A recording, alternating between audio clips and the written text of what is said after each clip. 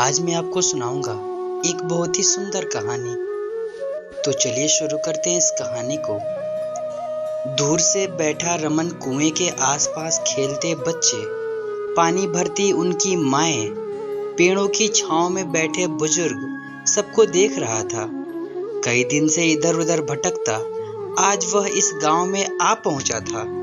पसंद की शादी न होने के कारण अपने घर से भागा रमन कभी मजदूरी करके गुजारा कर रहा था, कभी ईंट पत्थर तोड़कर। अमीर घर का लड़का था, इस सब की आदत नहीं थी। 4 से 5 महीने बाद ही बड़े बालों और दाढ़ी मूछों से भरा वह 23 से 24 साल का थका हरा लड़का 40 साल का नजर आने लगा था।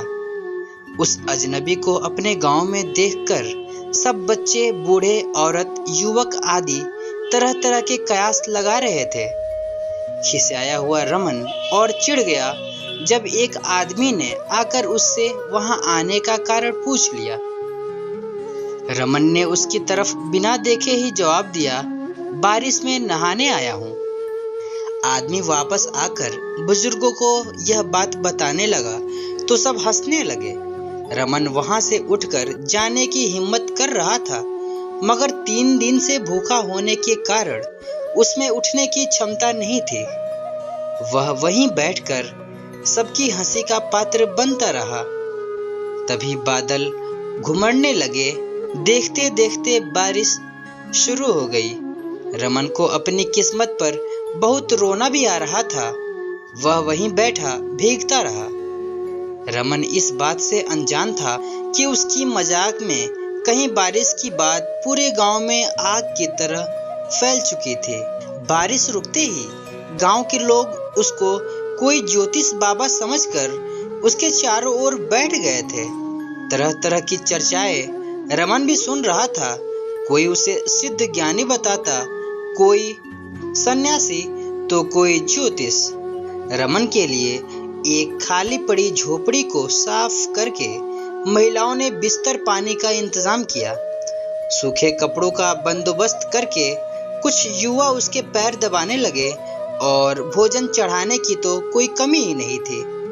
आज कितने दिनों बाद उसने पेट भरकर खाना खाया था। आज नर्म बिस्तर पर लेटते ही उसकी आंख कब लग गई पता ही नहीं लगा था। आज उसे अपने घर में माँ बाप के पास होने का सुखद एहसास मिल रहा था। सालों से वीरान पड़ी झोपड़ी के चारों ओर सुबह से ही लोगों का मेला लगा था।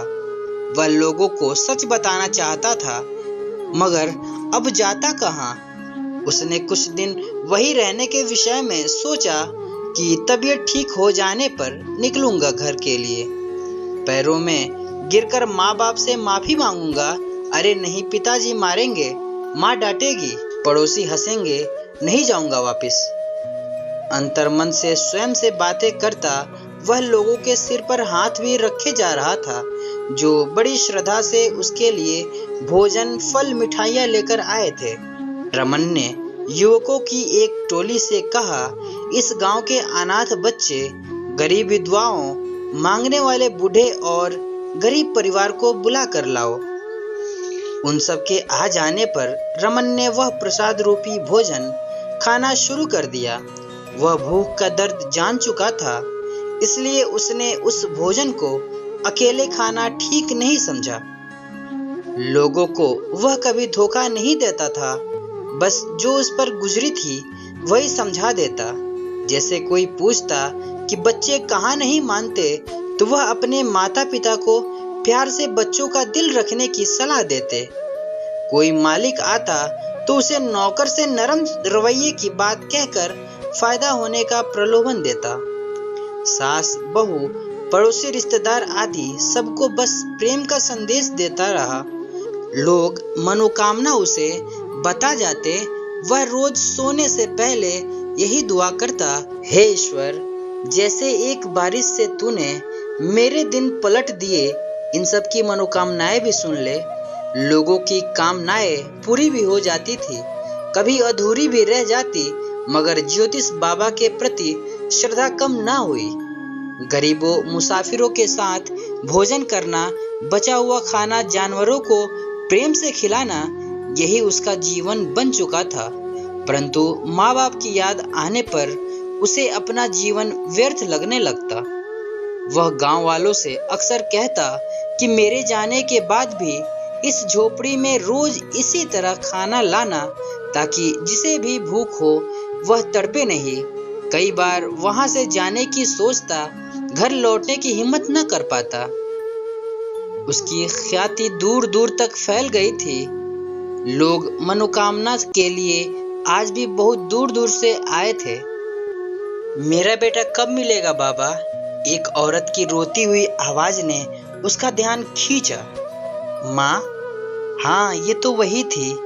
वह उन पे लिपट कर रो देना चाहता था, मगर अपने जज्बात पर काबू पाकर उसने एक कागज पर कुछ लिखकर उन तक पहुंचाया।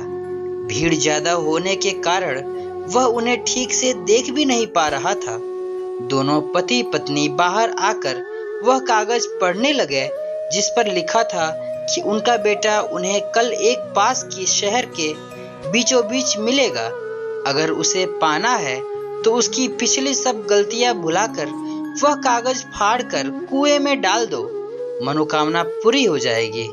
बिना कोई देर लगाए वे दोनों वह कागज कुएं में डालकर बाबा को भेंट चढ़ाकर शहर की तरफ चल पड़े।